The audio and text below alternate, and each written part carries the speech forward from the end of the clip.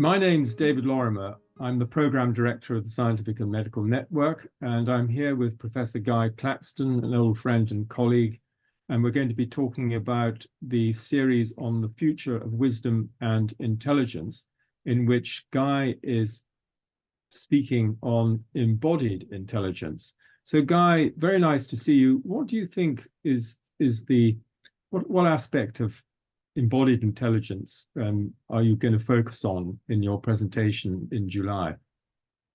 Well, thank you, David, and very nice to see you again. It's been a long time. It's a nice opportunity to catch up with you. I think in connecting with your theme, what I'm going to say is pretty straightforward, that embodied intelligence is wisdom.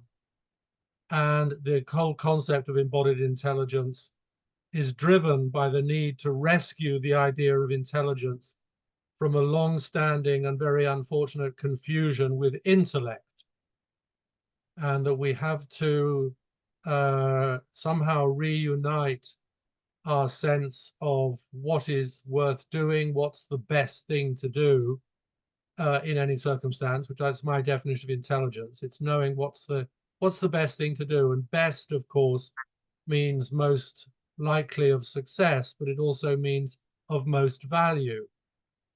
So if you disconnect intelligence from the sense of value, you end up with what I think of as cleverness, or perhaps we might call it political intelligence, which is often kind of clever and kind of eloquent, but at its heart there is a kind of callousness, or perhaps if we're being embodied, we might say heartlessness, that's around. And you don't have to look very far in the contemporary world to see how politicians all over, from the Middle East to Northern Ireland to the Palace of Westminster, continually let us down in that regard.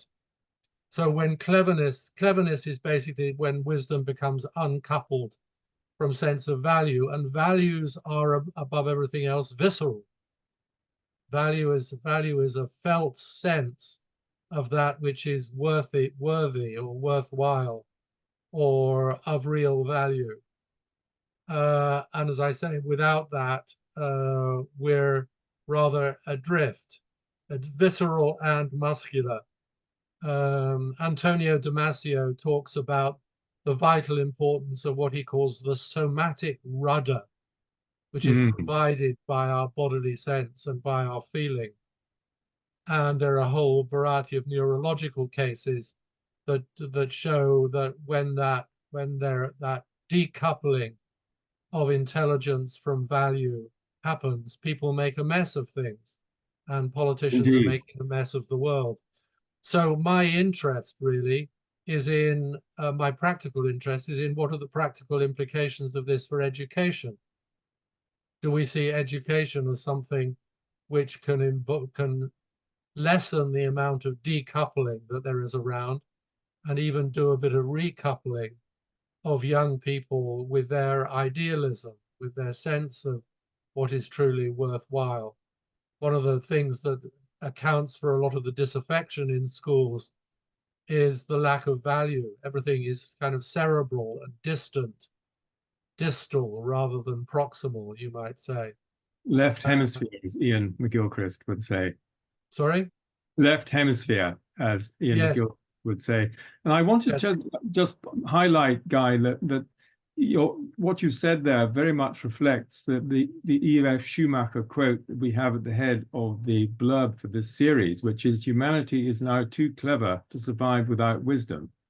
And I think you'd heartily agree with that. Yes, I absolutely would.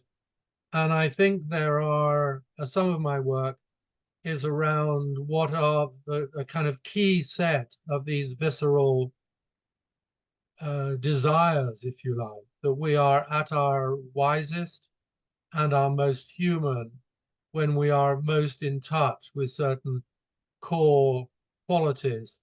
And I think of them as aliveness, a sense of belonging, a sense of having something to care for, something that matters to you in your life, a sense of depth and a desire and interest in digging deeper into the world, and a sense of ease. That's A, B, C, D, E. And part of the problem with many young people is that they have a real hunger for these desirable qualities of existence, but they don't know how to attain them in ways that are kind and wise. And that drives them into certain extremes, which are often self-destructive. But the motivation that is driving the desire for a sense of ease or the desire for a sense of aliveness is itself valuable and spiritual, you might say. But just people are misguided, and unfortunately, schools often flatten people. They create an environment in which emotion is only seen as potential trouble. So they're required to spend 15,000 hours of their young lives in an environment that systematically deprives them of those most life-giving, nurturing qualities of experience. Indeed, Guy, that's so fascinating. I'm really looking forward to hearing more along these lines. And what you say is incredibly important and highlights the key significance of this theme of embodied intelligence. Thank you very much indeed. Not at all, David. It's my pleasure. I'm looking forward to the event.